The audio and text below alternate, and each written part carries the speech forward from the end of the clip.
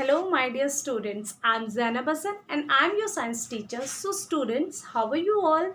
I hope you all are very fine at your home and you are also taking care of your health as well as you are studying well.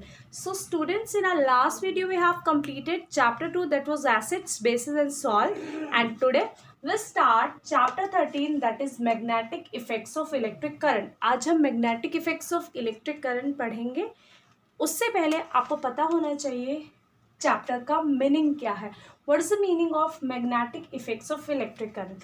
सो आपको पता है कि magnet क्या होते हैं. Magnet कोई भी वो चीज़ होती है, एक सब्सटेंस होता है जो अट्रैक्ट करता है आयरन, कोबाल्ट और निकल को.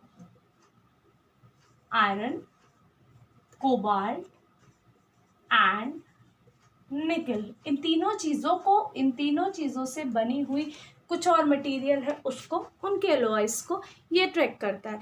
तो इस चैप्टर का मतलब है magnetic effects of electric current कि भाई क्या रिलेशन है एक मैग्नेट में और इलेक्ट्रिक करंट में.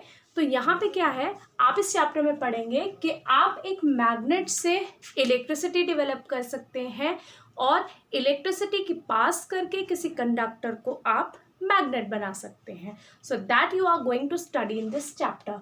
सो मैग्नेट के टाइप्स पढ़ते हैं आप. Magnets are of two types, one is natural and other is artificial. Name से ही ये हमें इंडिकेट हो रहा है कि नेचुरल कौन से हैं, जो नेचर में मिल रहे हैं, हमें ऑलरेडी एग्जिस्ट कर रहे हैं, गिफ्ट ऑफ गॉड है.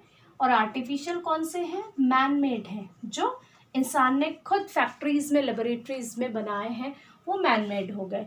तो नेचुरल मैग्नेट्स क्या होते हैं, कुछ रॉक पीसेस होते हैं, कुछ मिनरल्स, कुछ कंपाउंड्स ऐसे होते हैं जो आयरन, कोबाल्ट और निकल को अपनी तरफ अट्रैक्ट कर लेते हैं, वो नेचुरल मैग्नेट्स में आते हैं. आर्टिफिशियल मैग्नेट्स मैन मेड हैं, जिसकी दो कैटेगरीज होती हैं, one is temporary and other is permanent. Temporary magnets कौन से मैग्नेट है, नेम से क्लियर हो रहा है हमें, जो शॉर्ट टाइम के लिए है. परमानेंट कौन से हैं, जो लॉन्ग टाइम के लिए है. So the magnets which work for a short time, जैसे कि इलेक्ट्रोमैग्नेट होता है, फॉर एग्जांपल इलेक्ट्रोमैग्नेट. तो इलेक्ट्रोमैग्नेट क्या करता है, इलेक्ट्रोमैग्नेट बहुत ही शॉर्ट टाइम के लिए एग्जिस्ट करता है. कब तक, जब तक उसमें इलेक्ट्रिसिटी पास की जाए. जैसे ही आप इलेक्ट्रिसिटी स्विच ऑफ कर देंगे तो वहाँ पर इलेक्ट्रोमैग्नेट मैग्नेट की तरह बिहेव करना बंद कर देगा. ये होता है टेम्पररी. परमानेंट का एग्जाम्पल होता है बार मैग्नेट, मतलब लॉन्ग टाइम के लिए, काफ़ी टाइम तक इनकी स्ट्रेंथ एज इट इज़ रहती है, फिर कुछ सालों बाद लूज होना शुरू हो जाती है. बट ऐसा नहीं है कि करंट पास करेंगे तो ये वर्क करेगा, वो किसी भी टाइम कैसे भी वर्क कर सकता है. अब बार मैग्नेट आपने देखा होगा, ऐसा होता है, ठीक है. हॉर्सशो मैग्नेट होता है ऐसे. ये क्या है, these are the examples of permanent magnet. अब हम जो पढ़ने जा रहे हैं, we are going to study the magnetic field, जहाँ से आपका मेन चैप्टर ये स्टार्ट होता है. These were the basic points you must know. इससे पहले आपको चैप्टर समझ नहीं आता, तो that's why I explain these first. अब हम बात करेंगे मैग्नेटिक फील्ड के बारे में. सो मैग्नेटिक फील्ड में क्या है, the space around a magnet. Space होती है ये मैग्नेट के चारों तरफ, where its magnetic force can be seen. क्या मतलब है इसका, कि मैग्नेट जो होता है, जैसे फॉर एग्जांपल ये बार मैग्नेट है, इसके अराउंड एक स्पेस होगी और उस स्पेस के अंदर ही वो चीज़ों को अट्रैक्ट कर पाएगा. सपोज कोई चीज़ यहाँ रखी है, यहाँ रखी है, तो वो इतना ही एरिया में अट्रैक्ट कर पाएगा. अगर इससे दूर हम इस चीज़ को लेकर के चले जाते हैं तो वो अट्रैक्ट नहीं कर पाएगा magnet. So that space is known as a magnetic field. Space को मैग्नेटिक फील्ड, ये जो डॉटेड पोर्शन आपको दिख रहा है, इसको मैग्नेटिक फील्ड बोलते हैं. The space around a magnet where its magnetic force can be seen, जहाँ तक वो चीज़ों को अट्रैक्ट कर सकता है. फॉर एग्जाम्पल ये एक मैग्नेट है, ये मैग्नेट कुछ दूर से चीज़ों को अपनी तरफ अट्रैक्ट कर लेगा, और कुछ मैग्नेट्स होते हैं जो बिल्कुल पास से अट्रैक्ट करते हैं, तो वो इतना स्ट्रांग नहीं होते। जो बहुत दूर से चीज़ों को खींच लेता है अपनी तरफ, वो ऑब्वियसली स्ट्रांग मैग्नेट्स होंगे। तो वही चीज़ है यहाँ पे, वो मैग्नेटिक फील्ड कहलाई जाती है। अब हम बात करते हैं मैग्नेटिक फील्ड लाइंस के बारे में। मैग्नेटिक फील्ड लाइंस क्या होती हैं?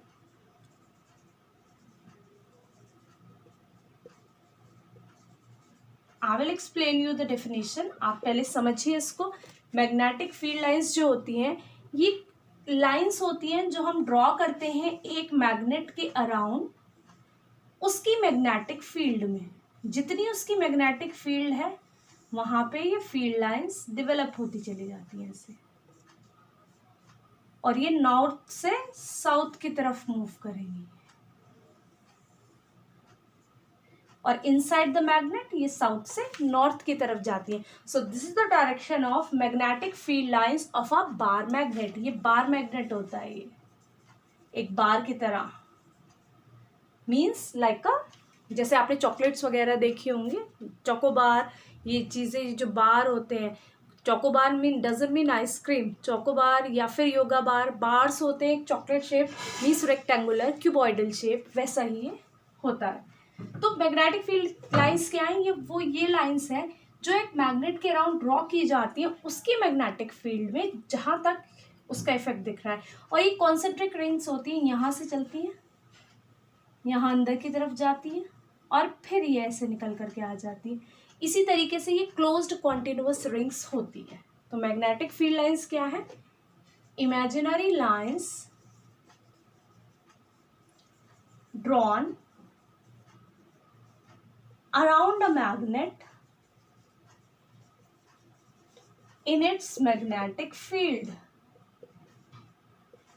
ये हो गया आपका मैग्नेटिक फील्ड लाइंस की डेफिनेशन। अब बात आती है प्रॉपर्टीज की। प्रॉपर्टीज ऑफ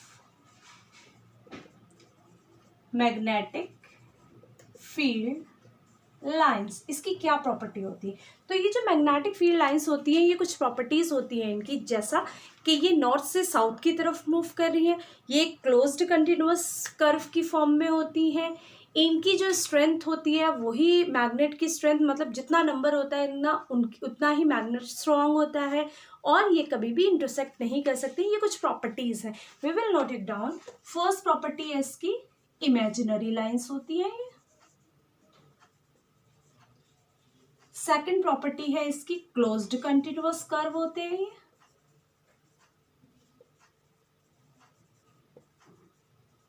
थर्ड प्रॉपर्टी है इसकी, never intersect each other. Intersect का मतलब होता है कि ये मीट नहीं करते हैं। जैसे सपोज ऐसे जा रही हैं, यहां इंटरसेक्ट कर गया तो ये मीट नहीं करेंगी। Fourth one is number of field lines gives the strength of magnet। मतलब जितनी ज्यादा आप मैग्नेट की फील्ड लाइंस को बढ़ाते चले जाएंगे उतना ही वो पावरफुल, मतलब उतनी ही जगह चीजों को वो अट्रैक्ट कर पाएगा, उतनी ही दूर से। तो ये कुछ प्रॉपर्टीज है मैग्नेटिक फील्ड लाइंस की which you have to learn. अब हम बात करते हैं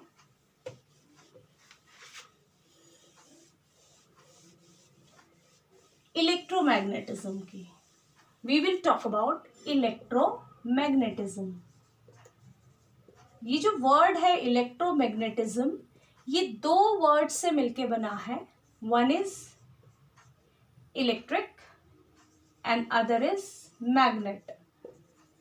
क्या होता है कि जो अगर आप किसी कंडक्टर में करंट पास करते हैं तो कुछ समय बाद क्या होगा, वो conductor will start behaving like a magnet। वो मैग्नेट की तरह बिहेव करने लगेगा।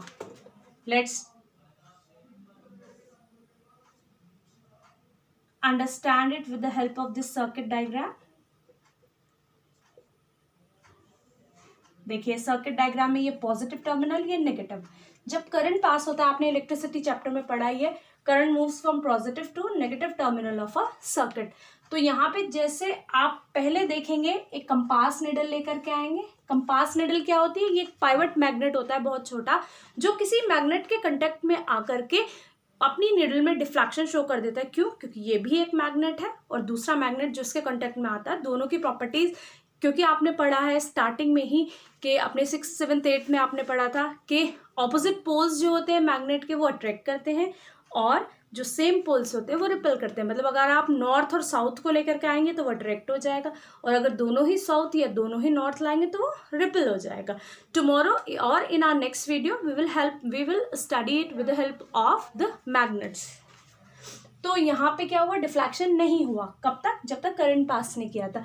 But whenever we switch on the circuit, जब हम स्विच ऑन कर देते हैं, सर्किट पूरा हो जाता है, क्लोज्ड हो जाता है, then current start flowing. After some time ये जो कंडक्टर है ये मैग्नेट बन जाता है, कंडक्टर से मैग्नेट बन जाता है, और इसकी जो निडल है, कंपास निडल, वो डिफ्लेक्ट होने लगती है, मूवमेंट आने लगता है।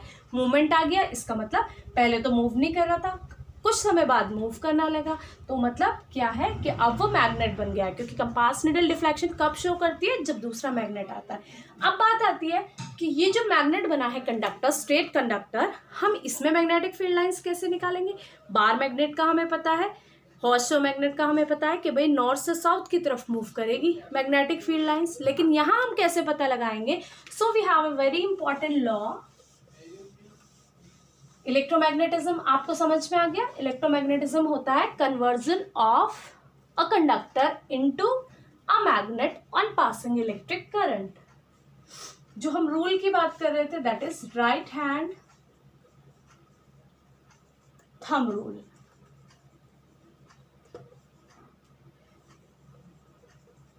राइट हैंड थंब रूल की स्टेटमेंट क्या है? पहली बात, ये इस्तेमाल कहाँ होता है? तो right hand thumb rule is used to find direction of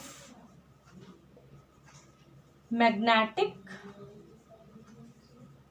field lines, चाहे वो स्ट्रेट कंडक्टर या कोई भी कंडक्टर जिससे हमने मैग्नेट बनाया है वहां पे। In case of generator also you may use it, but वहां पे मेनली दूसरे रूल्स यूज किए जाते हैं which will talk about later. तो यहाँ पे क्या है? Right hand thumb rule. ये क्या कहता है? इसकी स्टेटमेंट है, it states that if we suppose to hold a straight conductor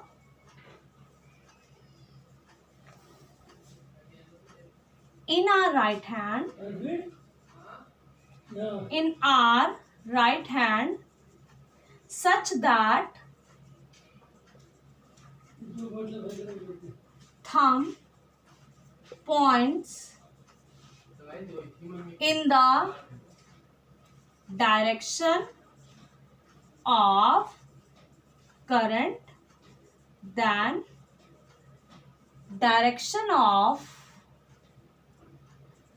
curved fingers या folded fingers give the direction of field lines।